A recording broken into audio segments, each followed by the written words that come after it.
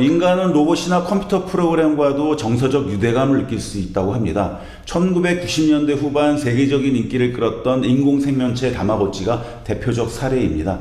최근엔 인공지능 기술이 세례를 받아 더욱 똑똑해진 애완동물 로봇이 세계의 가정집을 점령해가고 있습니다. 얘들은 똥도 안 싸고 털도 안 빠지고 먹이를 안 챙겨줘도 됩니다. 바쁜 직장인들이 키우기 딱 좋죠. 캣보그, 도그보그들이 인기가 날로 높아가고 있습니다. 혹시 이러다가 진짜 개, 고양이들이 집에서 다 쫓겨나는 것은 아닐까요? 오늘 이 문제를 생각해 보겠습니다.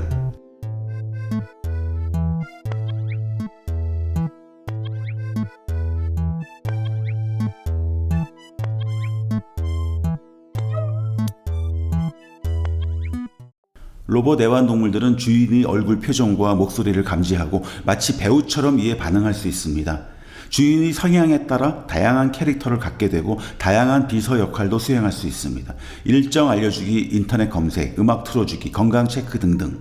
아이들의 숙제를 돕고 외국어도 가르쳐줄 수 있습니다. 조만간 다리미로 옷을 다려줄지도 모릅니다. 이렇게 우리의 삶을 보조하는 역할을 해주고 외모도 시간이 갈수록 진짜 동물들처럼 아주 사랑스러워질 겁니다. 이렇게 발전하면 과연 진짜 동물들은 어떻게 될까요? 특히 고양이는 과거엔 쥐라도 잡았지만 지금은 아무것도 안 하는 장식용 동물이 됐습니다. 사람들은 고양이가 오로지 귀여운 외모 때문에 살아남았다고 말합니다. 하지만 앞으로 고양이들의 운명은 어떻게 될지 모릅니다. 사람들은 왜 애완동물을 키우고 싶어 하는 걸까요? 왜 애완동물을 키우면서 만족감을 느끼는 걸까요? 그 이유를 알면 애완동물의 미래도 예측할 수 있지 않을까 합니다. 개와 고양이는 수만 년 동안 인간과 함께 지내왔습니다. 처음엔 생존을 위해 서로 필요한 관계로 출발했지만 지금은 많이 달라졌죠. 이제 대부분의 개, 고양이는 인간에게 정서적 만족감을 주고 그 대가로 먹이와 살 곳을 제공받습니다. 그런데 그 정서적 만족감이라는 게 좀 모호합니다. 정서적 만족감은 동물이 아니더라도 음악, 책 읽기, 취미생활 등을 통해 얻을 수 있으니까요. 동물을 통해 인간이 사회성을 기를 수 있다고 주장한 학자들도 있습니다.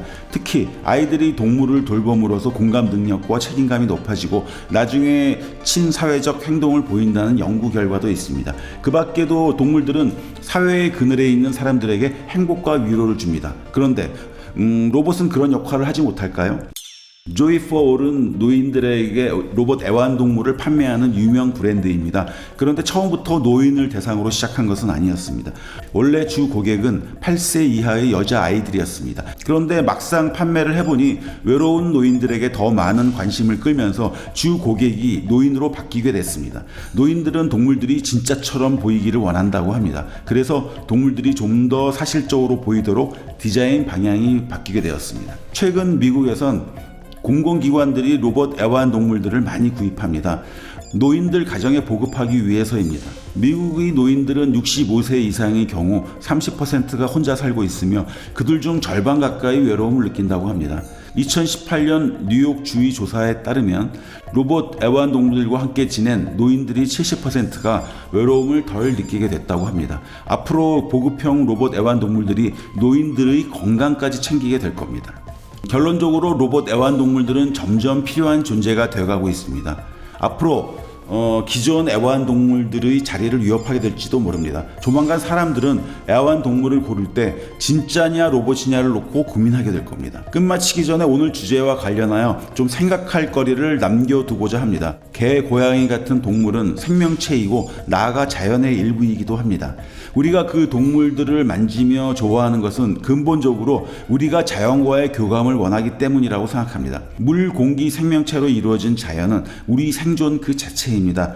따라서 생명체인 개, 고양이가 주는 정서적 유대감은 로봇과 본질적으로 다르다고 생각합니다. 이것은 순전히 저희 상상입니다만 앞으로 로봇 애완동물들이 모든 가정을 점령하게 된다면 어쩌면 지금의 개, 고양이는 더 나은 지위를 얻게 될지도 모릅니다. 서양 근대 철학의 시조인 데카르트는 동물을 영혼이 없는 단순한 기계로 보았습니다. 심지어 쾌락도 고통도 못 느낀다고 했습니다. 그런 생각이 쭉 이어져 오다가 20세기에 이르러 동물의 권리라는 개념이 형성됐습니다. 최근엔 동물을 수단으로 대해서는 안 된다는 주장이 지지를 얻어가고 있습니다. 동물권을 부르짖는 사람들은 이렇게 동물들의 목소리를 대변합니다. 동물에게도 인간처럼 도덕적 권리가 있다. 우리는 의식과 기억을 가진 삶의 주체다. 그러므로 우리를 수단이 아니라 목적으로 대하라. 이런 환경 속에서 동물권을 부여받은 진짜 고양이는 더 높은 지위를 얻게 되고 나아가 인간의 진정한 동반자로 진화해 나갈지도 모릅니다.